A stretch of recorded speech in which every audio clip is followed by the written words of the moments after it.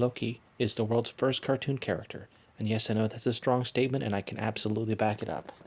But first, I will need to take you back to 1816 and talk about Lord Byron and Mary Shelley and Percy Shelley and Frankenstein's monster and Ada Lovelace and computer programs and some strong feelings I have about the subject of nuclear winter.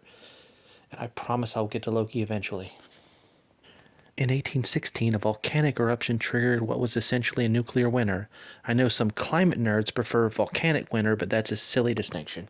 We get it. The sun went on vacation. No need to rebrand Apocalypse Light every time the source material changes.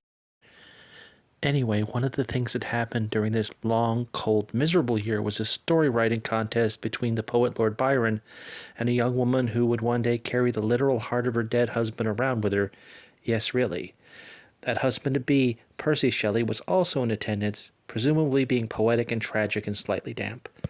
To make a long story only slightly shorter, that woman, Mary Shelley, won that contest and is often credited with inventing science fiction. But that's a tangent for another tangent. What matters here is that Lord Byron didn't win, but he did leave behind the blueprint for the Byronic hero, and wouldn't you know it, Frankenstein's monster fits the mold beautifully. But we're not here to talk about reanimated corpses yet. We're here for a different kind of tragic misfit, and that brings us to computers. Charles Babbage and Ada Lovelace, and here I have to physically restrain myself from going on a tangent about Castle Falkenstein, a gorgeous steampunk tabletop role-playing game that runs on playing cards and imagines a Victorian world where the Babbage engine actually worked. But the important thing is, Ada Lovelace wrote programs for a machine that didn't even exist yet, and those programs, they later ran on modern computers. She was a computer programmer a century before computers. Loki, likewise, was a cartoon character long before cartoons. Oh, in case I forgot to mention it, and I did, Ada Lovelace was Lord Byron's daughter. And what, do you ask, makes someone a cartoon character? Well, for starters, the best of them are clever, not strong, they win with wits, not weapons.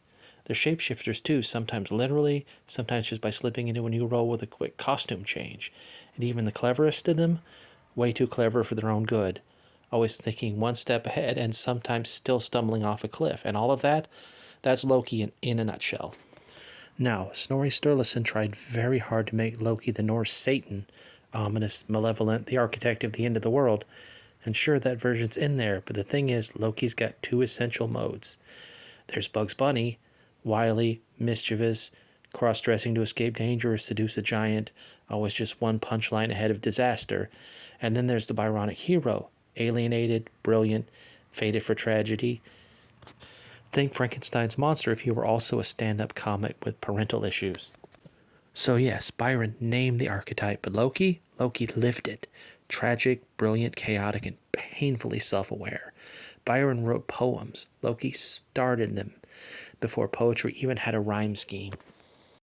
And that's it for now. We hope you enjoyed this episode of Tangent Theater. Join us next week for Tom Hiddleston and James Marsters, How Actors Changed the Story.